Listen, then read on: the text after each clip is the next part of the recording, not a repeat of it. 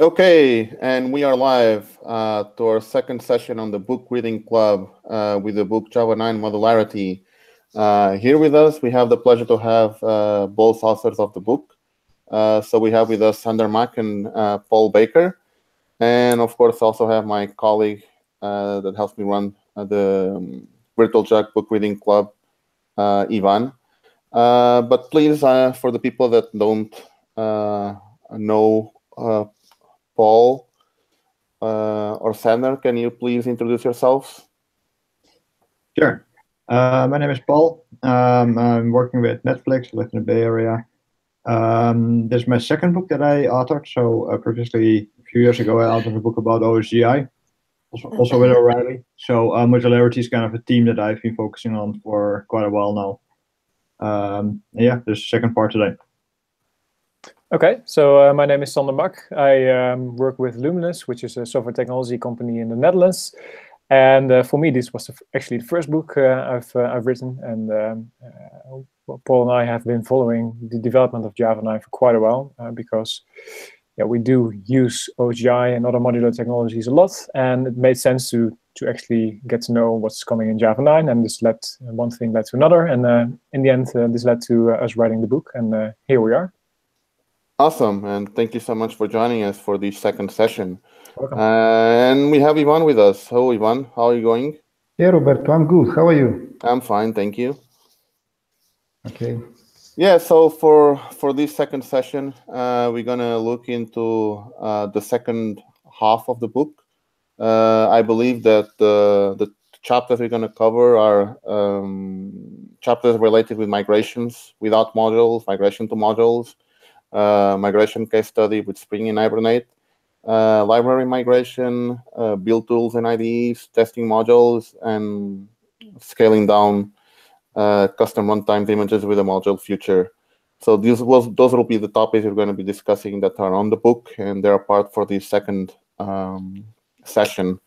So we want this to be an interactive session. We're going to be posting some of our questions to Sander and Paul, but we want you to participate as well. So if you want to post any question to Sander or Paul, please join us on our Slack channel. You go to virtualjug.com and you'll see a link over there to join the Slack channel. Or in alternative, you can just post the question directly live on the YouTube channel chat. If you post any question in any of those, either Slack or YouTube, I'll be happy to relay those questions back to Sander and Paul. So let's kick things going. I believe that we had a question left from the last session, right, Ivan? Actually, it was not from the last session. Yeah, it was about the last session, but it was by one of the users in the Slack channel. So let's start with that one. Yeah, it was from c.uent.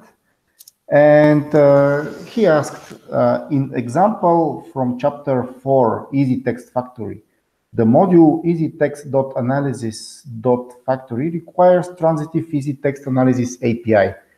My question is, so his question is, why factory needs that dependency in a transitive way? That means that GUI and CLI modules shouldn't require API module, but they do. Is it API design? Okay, yeah, so that's a very interesting question, and I think there's two things going on here. The first thing is indeed that the factory API doesn't require transitive of the Easy Text Analysis API because it refers to types from the Easy Text Analysis API in its own public exported API, and that's when you use a transitive dependency, so that any users of the factory module will actually also get a dependency on the Analysis API module. And this is in fact why we chose this setup.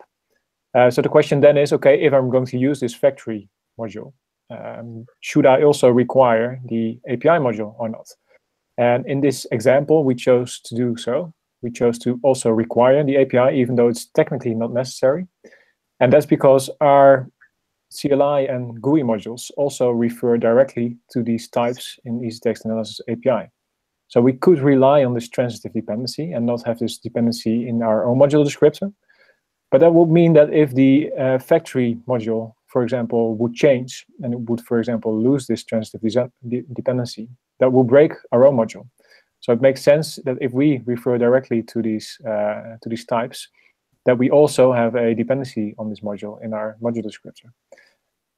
On the other hand, if we would just use the factory module and don't have any direct references to types from the API module, then we can just depend on the transitive dependency. So it's really a design question indeed.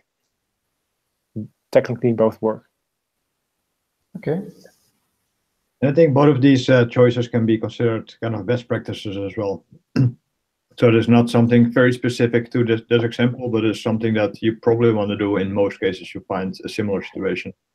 Meaning, if you if you have an API that you expose to others, and within this API you use type of some other module, you want to make that transitively available to your users. And also, if you use types from a module directly, you want to depend on it directly instead of relying on some transitive dependency. Okay, yeah, that looks awesome. Okay, so I think we can, since we have that out of the way, I think we can start moving to the questions that we have for actually the second part of the book, right, Ivan? I think you have a few of them to start the conversation. Sure. Until we wait for the audience to post their own. And our viewers may go on. Okay, so the second part actually of the book is devoted on migration. So supposedly I have a library, or let's say an application that I want to migrate to Java 9. What are the high-level steps that I should take if I want to migrate my application to Java 9? Yeah, I know that the first thing I should do is to read your book, but I would say the very first step before you even start thinking about modules is just run with a Java 9 runtime. So you use exactly the same code, exactly the same class path, just run it using a Java 9 GRE. In most cases, that will just work, but in some cases it won't. There's some kind of edge cases that we also discuss in the book that you might run into, which need a little bit of extra attention. So first, make it work just running on Java 9, and then you're ready to start moving to modules. Okay. And yeah, so I would add that if you're going to also compile with Java 9, it makes sense to check out whether your tools actually support this. Maven was pretty quick in supporting Java 9, but Gradle, for example, really doesn't have any official support yet for modules in Java 9. So yeah, check whether your tooling is up to date. Fortunately, most of the IDEs are sort of up to date, and most of them do support all the Java 9 stuff, so that's good. But I agree with Paul. Mostly, if you have code running on the class path that has been coded in a way that just uses public APIs, that doesn't really depend on internals of the JDK, then it should just work. And also with compiling, by the way, usually that should also just work if your tooling is up to date. So probably getting your tooling up to date is kind of the biggest step there, because you usually don't keep that up to date all the time. So maybe I should say compile and run with Java 9. That should be the first step. Okay, so we quickly jump to the tooling area. Mm-hmm. And Sander, you mentioned that Grails does not have support yet for Java 9. This was the state while you were writing the book, because that's what you wrote there, that by the time you wrote the book, Gradle didn't support yet Java 9 modules. Do you both know when is support coming, or is there any information from Gradle team about that? So when we wrote the book, there was no support at all yet. There's not a lot in the book about Gradle. After we published the book, I think that was around Java 1. last year, so it was October. They introduced an experimental plugin that you could use to compile with modules. By the way, this is when working with modules. So you can compile and run with Gradle just using Java 9 on the class path, but specifically about modules, there's no official support yet. So around October last year, they introduced an experimental plugin that works with modules. It's pretty easy to set it up. It's literally just a few lines in your Gradle build file. And doing that, it will understand modules and it will kind of automatically do the right thing when it comes to setting up the module path and things like that. So I've been using that for some examples outside of the book. You can find those. There's one example at least on my blog, using Vertex and Gradle to build everything. As far as I know, there's still no official support. So this experimental plugin works and you can use that, but there's no official support yet. And I don't actually know the status. I did some Googling on it yesterday, but I don't see any official updates. No, I don't think there's any official timeline or anything for taking the plugin out of the experimental phase. So that's a pity, but Interesting. Okay. Yeah, I was having a look. They have like a blog post from October last year about the state of Gradle Java 9 support, and yeah, so. And unfortunately, I think that blog is even outdated because they wrote that before the experimental plugin. So in the blog post, they explain how to set up everything yourself, basically, which is kind of a lot of work. That experimental plugin they have does all that work for you. So that would be probably easier to use. Well, I'm sure it's easier to use. But there's even not a lot of information about that. Yeah, so they don't seem to have like an official thing yet for Java 9, which is unfortunate, really. Yeah, it is. Yeah. At the same time, if you use that plugin, although it's experimental, it does work. So I mean, it doesn't have to hold you back. Yeah. Anyway, well, like I want to pick like the previous question that Ivan did, because you guys were mentioning that you should definitely start using the JDK 9 to build your project and run it. And he also mentioned that most of the things will work. But can you tell us, like right off the bat, what things that might not work when you pick up like a source code and you try to compile it with Java 9? So one of the things that we were mostly used was to grab like an old source and compile it with a new JDK version. Most of the things will work unless when they change it, like some keywords from 1.3 to 1.4 and things like that. But mostly the last Java versions were super stable in that regard. Yeah. So I think there are two main issues that you can run into when you're compiling and running old code on top of Java 9. And the first one has to do with the fact that until now, the JDK always bundles also some enterprise Java modules containing, for example, a JAX-WS implementation, JAX-B, etc. And these are still available in the JDK as separate modules. But if you're compiling code, and this is outside of using modules, just compiling code in the class path as you always do, then these modules and these types are not resolved by default. So if you have code that uses JAX-B and depends on JAX-B and JAX-WS, etc. from the JDK itself, then this by default will not compile. And there are several ways around this. You can either add a flag to the compiler and to the runtime to force the JDK to resolve these modules for you, so they're still there and they will be available to you then. Or the other alternative is to actually add an implementation of JAX-B or JAX-WS, etc. yourself to the class path. So both work. I think the latter solution is preferred because these modules containing the Java EE implementations inside of the JDK are marked as deprecated for removal. So this actually means they will be gone in a future Java release. So if you're building on the feature of resolving them now, and they will be gone later, you still have to find your own implementation. So that's one problem. And the other problem has to do with... Sorry to interrupt, they will be gone in Java 11. I think it's official. Yeah, right? I think I read that as well. Yeah, exactly. So as far as things can be official for Java 11, yeah, but I think you're right there. So the other thing that can happen is that your code, or maybe a library that you use, refers to types that are encapsulated in the modularized JDK in Java 9. So modules can encapsulate code, and the JDK encapsulates a lot of code in Java 9. And what happens if you run code on the class path that refers to types that are encapsulated in Java 9 is that it will work, but it will print a warning. So that's pretty invasive, of course. The code would just run without any output before, and now it will print a warning that you are using encapsulated APIs.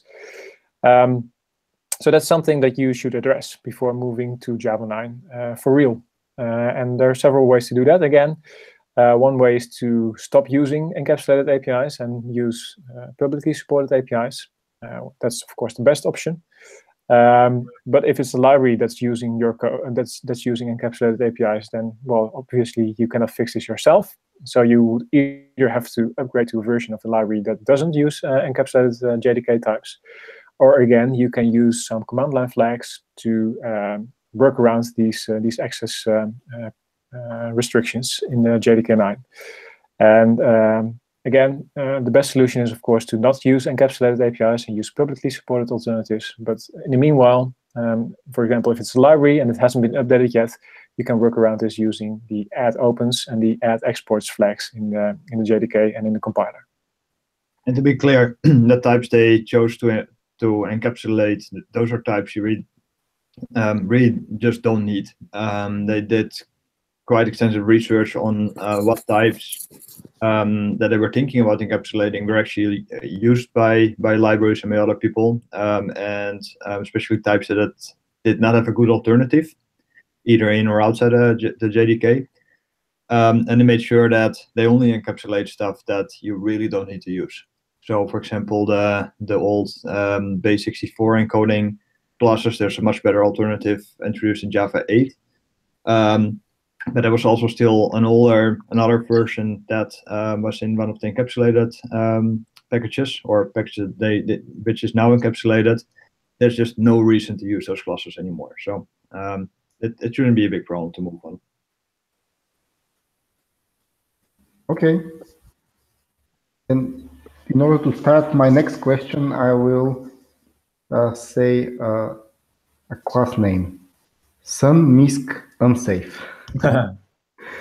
So at the moment, it's this class as well as other classes are in the JDK unsupported module, and the plan is, as far as I know, the plan is that all these classes go to some supported class or supported package or module. For example, with Java 9, we got the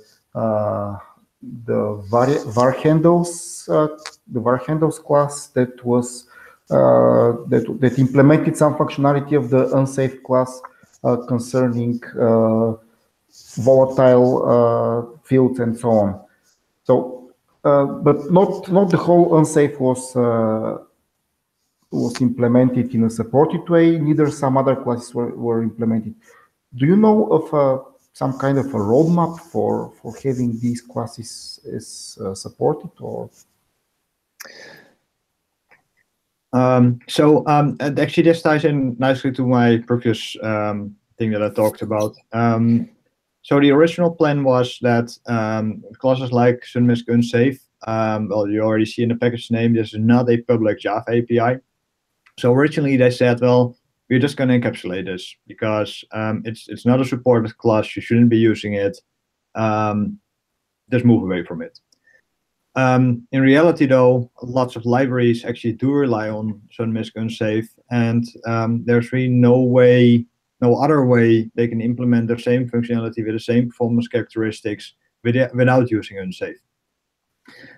So lots of people started complaining about that for good reasons. And then they actually started researching which types that they were thinking about encapsulating should still be available because there's just no alternatives. And those classes were moved into the unsupported module. So the reason it's called the unsupported module, but it kind of already indicates, well, maybe you shouldn't be using this. But this contains types that are officially not part of the Java API, which means they're not standardized, and they can kind of change every Java release, even potentially even in smaller update releases. So you should be really careful with using them, but because there's just no alternative yet, they still make them available in that unsupported module. And then the plan is to introduce completely new APIs to kind of replace those unsupported APIs. You actually asked, do you know about a schedule for introducing this? I'm not really aware of it, to be honest. So I'm not sure when those are coming. I've seen design documents kind of to replace parts of unsafe at least, but I don't know when that should be released. No, I don't think there's any official date or roadmap. The only official thing that's being said is that we're only going to deprecate this for real once we have supported APIs that replace it. So I think we should trust in that, and so far keep using Mesconsafe if you really need to. And don't if you don't really need it. Exactly. Yeah. Which is most of us. Yeah. Okay. So you are talking about a lot about different types of modules. So the unnamed module, the automatic modules. Would you please summarize what is the difference between an automatic and the unnamed module, and how they behave comparing to explicit modules? So those that are on the module path and that I created by myself in terms of reading each other. Yeah, sure. So the unnamed module, to start with that, it represents what's on the class path. So every piece of code that's on the class path actually ends up in the unnamed module. And there can be potentially more unnamed modules in a JVM because every class loader has its own unnamed module. But for now, we'll just assume there's no class loader trickery going on, and we just have a class path and code on that. And the code in there ends up in the unnamed module. So what happens if you move a jar file from the class path to the module path, assuming it's not a modular jar yet, so it doesn't have a module info.java, that's when a jar becomes a automatic module. And an automatic module is being treated as a module inside of the JVM, but because it doesn't actually have a module descriptor, information needs to be derived. So what's being derived from the jar file is the name of the module, and it can be either derived from the file name of the jar, or it can be derived from a header value in the meta-inf manifest file. But anyway, somehow a name is constructed for this automatic module. And then what also happens is, because there are no exports and require statements available for this jar file, for this automatic module, the module system will assume that all packages of this module are exported, and that it will require all other modules that are resolved in the current execution of the module system. So there are some special rules that apply to automatic modules that don't apply to real or explicit modules. For example, automatic modules can use code that is still on the class path, so that is still in the unnamed module. And if you have an explicit module, that is a module that you create yourself with a module descriptor, then you cannot refer to any types on the class path. You can only refer to other modules with a name. And the automatic modules also transitively require each other. So this is all to help migration. This is all to make it so that if you pick up a library from the class path and put it on the module path, it will largely behave as before. Only you will also be able to refer to it from other explicit modules. So from an explicit module, you can require an automatic module using its name. And this is in short, the types of modules that are available in the module system. And this is also why the migration story is spread out over 3 chapters, because understanding this and actually applying this isn't trivial. I mean, you've seen the chapters. There are things to keep in mind when using automatic modules, when working with the unnamed module, and it takes a bit of getting used to. Okay. No questions from our viewers. Oh, they're quiet. Yeah, not at this time, no. I'm gonna try to push them to ask something. Mm-hmm. Okay, going on with my questions then. It seems that JDEPS is a very important and handy tool in the process of migrating an application to Java 9. You use it for a lot of things, and you mention a lot of usages in your book. So would you please list some of its most important features or most used features of JDEPS? I think the by far most important feature is can tell you given classes or a class path, it can exactly tell you what other classes and what other modules it depends on. So when you start migrating to modules and you have to figure out what requires you need in your own module info, that will be very valuable input. If you don't have that input, you would kind of have to go trial and error and just try to compile. It will tell you which types are missing. You add another requires, compile again, it will tell you more types it's missing, etc. It works, and it's actually usually what I do, but it's not super efficient. Yeah, so the other thing that you can do using JDEPS is also scan for deprecated APIs or for encapsulated APIs, in fact. So that's what we previously talked about, right? If you have code that's currently using types that it shouldn't be using, that are non-public APIs, then JDEPS will find these users and it will report them to you, and it will even give you the official alternative as well. So you can use this to clean up your code and to see what you still need to do.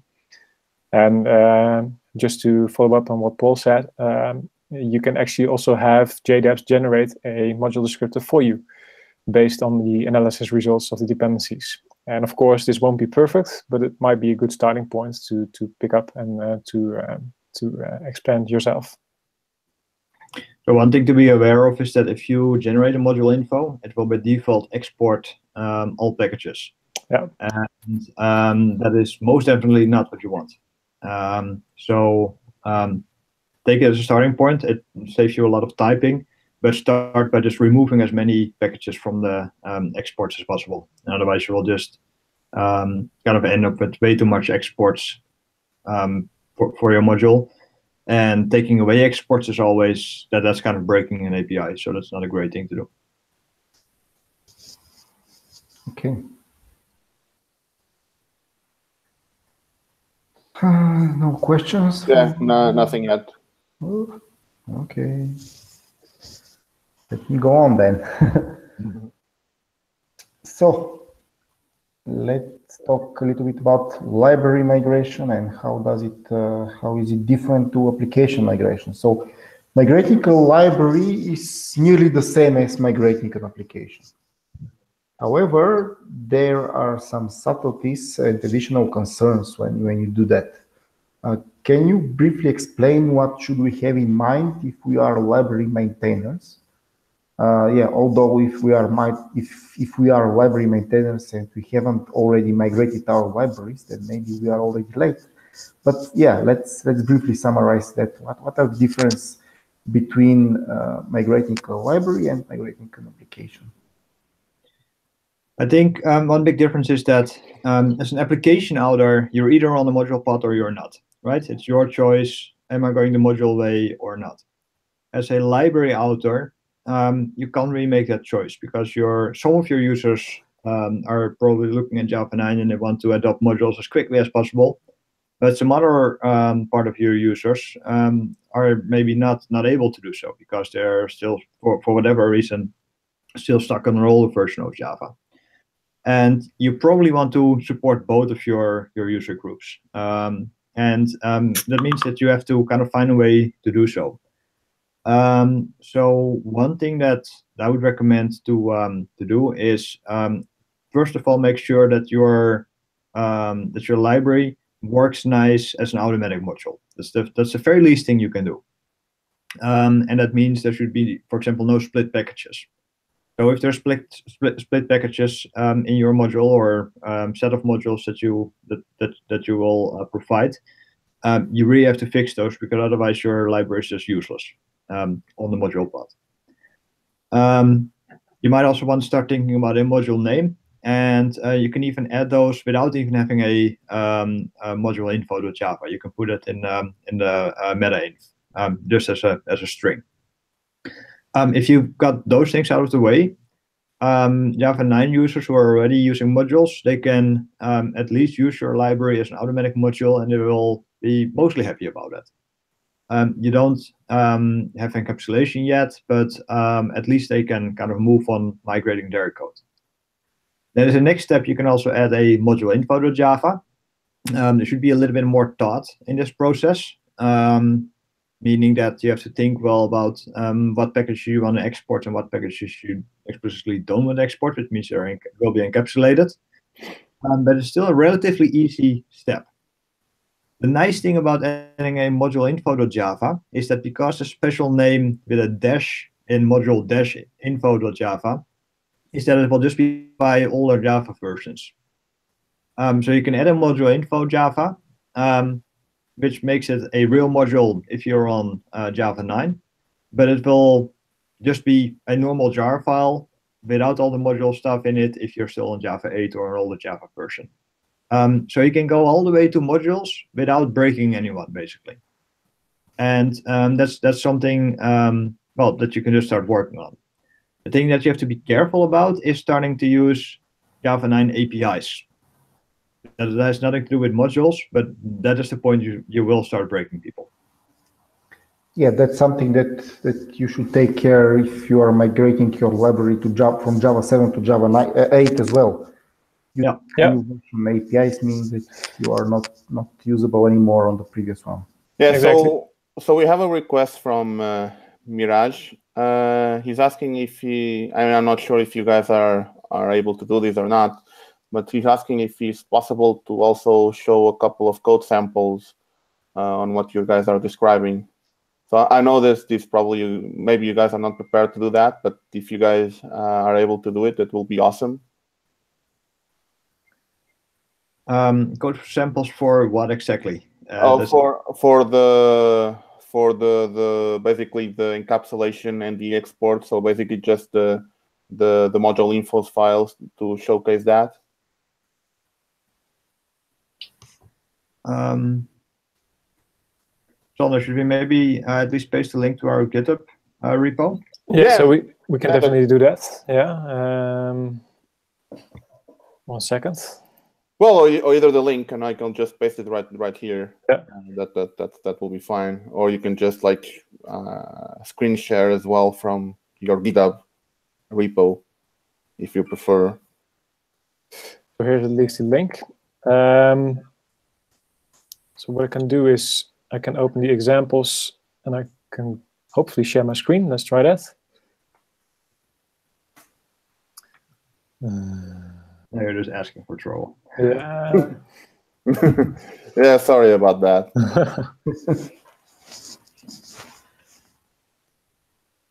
Let's see if this works. Yep. Hopefully you're seeing my screen now. Yeah, we are. Okay, cool. So if I move to chapter 3, which is the first chapter where we're actually defining modules ourselves. And the first and the simplest example here is the single module example. And here you can see that we have the module info.java in the top level directory of our source tree. And under that, we have the packages. But for now, we're going to look at the module info.java. And it can be fairly easy. We can have a module without any dependencies and without any exported packages, like here. And then we only have the module keywords and the easy text name of the module. So if I go back to the 2 modules example, which is slightly more elaborate, and you can see in the source directory, we now have 2 module directories instead of code directly. And if we're going to, for example, the CLI module here, the EasyText CLI module, and we look at the module info.java, then you will see that it has a require statement, which means that it will have a dependency on the EasyText analysis module. So requires is followed by a module name, and this means there will be a link between these modules at runtime. Now, if we look at this EasyText analysis module, then there we go. Then it also has a module descriptor, and this one doesn't have a dependency, but it exports a package. And here the analysis package, Java modularity.easytext.analysis package, is exported. So requires work at the level of modules, and exports work at the level of packages. And this means that any module that has a dependency on this EasyText analysis module will be able to access types from this Java modularity EasyText analysis package. It also means at the same time that any other packages inside of this module are encapsulated. So these won't be available for other modules to use. And this is a pretty big difference to earlier Java versions, because there you would just have a public type in any package and it will be available to any other package. So this is really the strong encapsulation that modules add on top of the normal Java accessibility rules that we already had. So this is really a short crash course in the module syntax and exports and requires, and I hope this answers the question. Yeah, definitely. Yeah, thank you so much for sharing that. I think it's become more clear when you actually see some stuff. Sure. Yeah, makes sense. Okay, so we also have something else from Vadim Sebotari. I'm not sure if that's how you pronounce it, but and the question is, and this is from a specific part of the book, and regarding the white box tests. Basically, you have an example there with a vowel helper, and he's asking, when using the command line flag add export and add opens, you mentioned that those are only work at limited extent when on respect of encapsulated class, the vowel helper. So why does that only works as a limited extent? What do you have to do to make it work fully, or to access it completely? So I'm actually trying to get back what the actual part is that he's referring to. So yeah, so this is on the white box test. This is just looking into the book right here. So white box tests, and you say, now what if we want to have a test vowel helper as well? It's public but non-exported class with a public method is vowel. And a package private method get vowels. Unit testing this class means crossing from black box testing from white box testing. And to access the encapsulated vowel helper class is necessary. So when you want to test a package private functionality, we need our test classes to be in the same package. How can you get those capabilities in a module setup? So using add exports or add opens. Yeah. To expose those types to a limited extent. So. Yeah, so I see what section is referred to now. And the limited extent here is about the fact that usually we want to have our unit tests in the same package as this and the class that is under test. And if we would have 2 modules, a test module and a normal module that we want to test, and they both would have the same package declaration, and one would contain the implementation and the other one would contain the unit test, then even if you're going to use add exports or whatever, it doesn't really matter, because those modules can't be resolved at the same time, because they export or contain the same package, which is not allowed by the module system. So this is why this solution only works if your unit test is in a different package, which may or may not be a problem. But it's definitely not what we're typically used to when unit testing. So if we really want to have the scenario where we have a unit test in the same package as the class that's being tested, then you will have to use either the class path approach of testing that we detailed in that chapter as well, or you are going to use the patching functionality of modules. And again, we also say this in the chapter, hopefully this will be automated by test runners and test tools. But that's not something that I have seen yet in IDEs, etc. So that's still something that needs to be fleshed out by the tool vendors. So if we stay on this topic, will I be still able to have my tests in the source test Java folder in the same project as I used to do with Java 8 and before? Yeah, so I think if you're using the approach that we talk about in the book, using the patch module approach, that will still work, and you can even have them be in the same package, etc. So the layout there is really not the issue. I think the issue is the fact that you need to patch your test into the actual module that you're testing, which is kind of hard to wrap your head around. So. Okay, so it basically depends on the IDE and tool support and build tool support.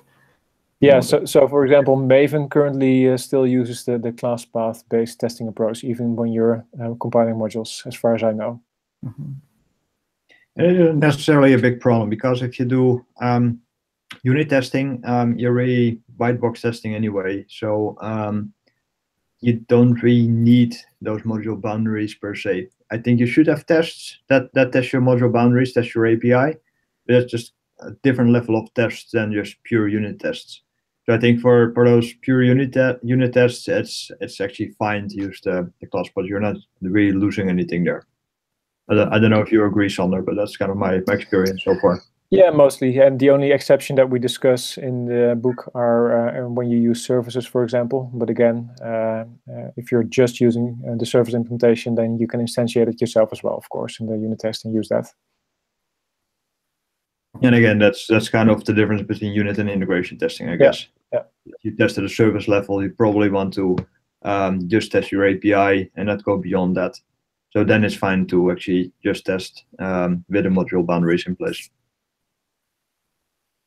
Mm-hmm. Yeah, that makes sense. Yes. I do think it's an area where IDEs can improve, though. It's a very, you don't have any choice right now. So I'm using IntelliJ, for example. IntelliJ makes a choice for me that it's all running on the class path, and that's fine for unit tests. But what if I've that other level of tests, and I kind of have to construct it myself instead of having support from the IDE. So I think there's a lot of room for improvement there. Yeah, I agree. Well, since you guys are talking about the class path regarding those tests, let me throw something. I mean, it's probably super. I'm not sure that it's going to happen. It's probably never going to happen. But with all this work with the module system, do you guys see the class path system going away in a future Java version? I would be surprised, to be honest. Yeah, definitely. So, of course, it will be very nice if many more people will move to modules and to the module path.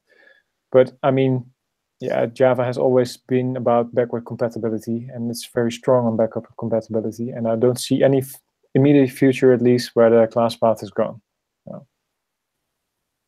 I do hope we get to a point where nobody's using it and nobody cares about it anymore. That's also still far out, but that is achievable. Yeah. Okay. Okay.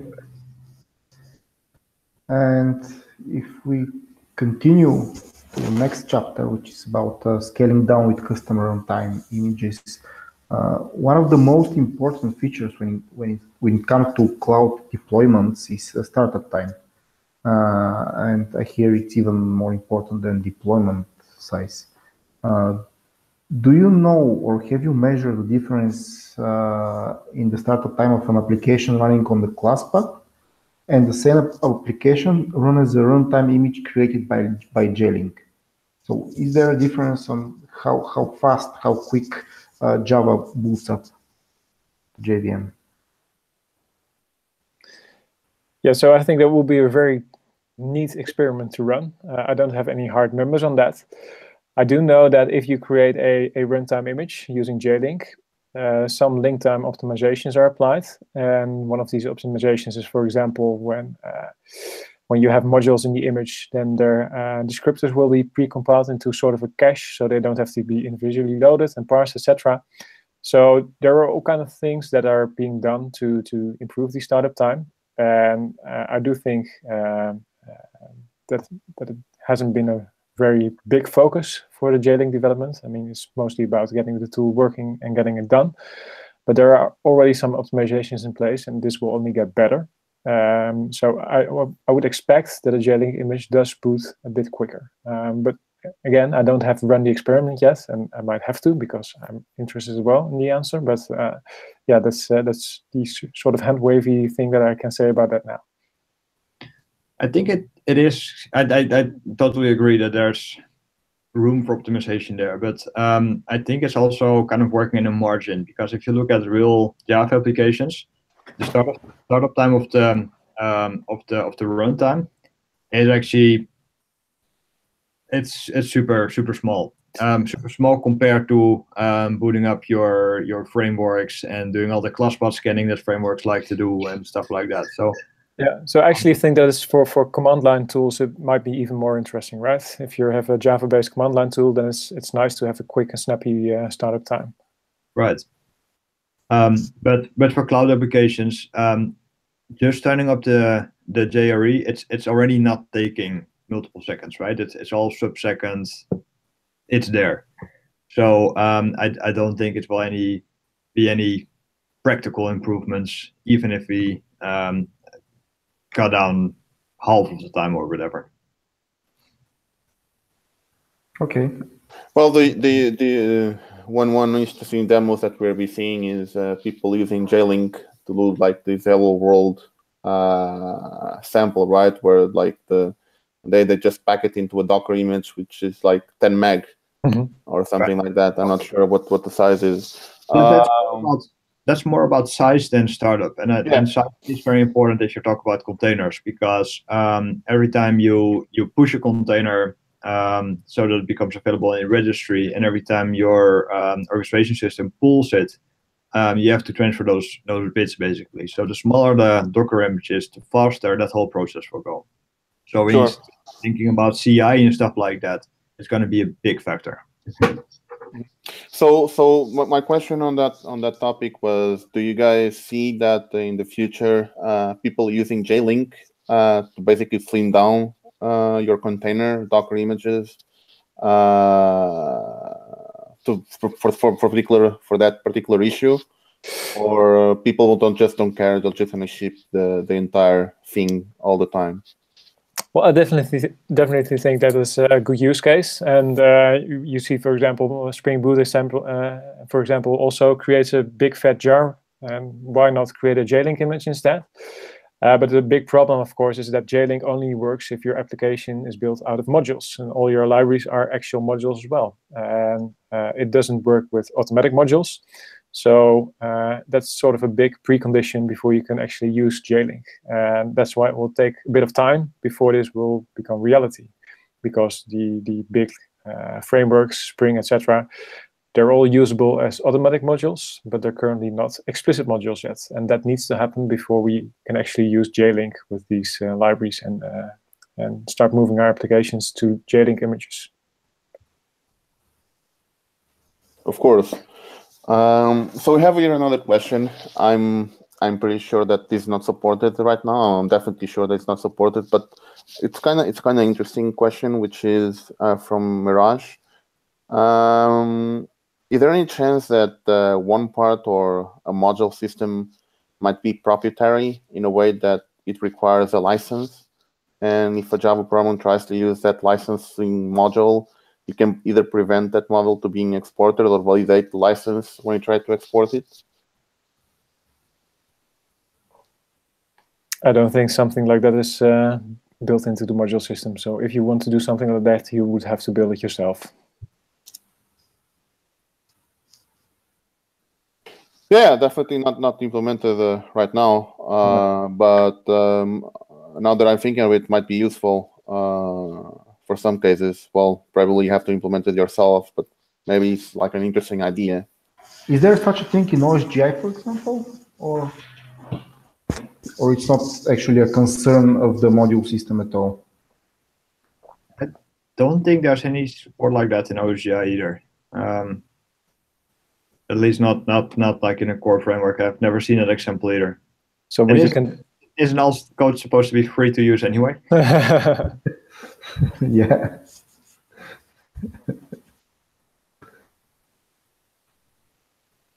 Okay, so let's go on, and I have my concluding questions on the future, the modular future. So is the Java Platform Module System project, the JPMS project, still evolving? Are there any new big features that we should expect in the next Java releases? And do you personally desire any new feature that is not yet in the JPMS? So the first question, I think there's no actual big developments currently happening in terms of Jigsaw and the projects that's led to the module system. And we also see that in Java 10, of course, the release that's coming up. There will be only some bug fixes and some incremental changes, but no real big difference to how modules work. We only got the var keyword, of course, the type inference stuff. So yeah, I'm not aware of this. And of course, yeah, talking about features, I do think the module system needs to incorporate some kind of versioning checking, at least, if not to say version resolution, which is a big topic, of course. And I understand why it's left out of the original version of the module system. But it would be very, very good to at least address this a bit more in the module system. And there are already features to actually record versions of modules, but they're just not used yet. Okay. And what about you, Paul? What will you be your feature for the module system that you like to implement? Versioning for sure. That is just an important thing, especially also working potentially with multiple versions. So having two versions of the same module running in the same runtime. It's something you should really try to prevent because, well, for obvious reasons, I think. But there's just situations with transitive dependencies and so where you kind of have to, and it would be nice if there's a way to work with that. So I'm going to do like an opposite question of this. So if you pick up the feature set that become, or basically what you have right now implemented on Project Jigsaw, is there something that you didn't like how it was implemented?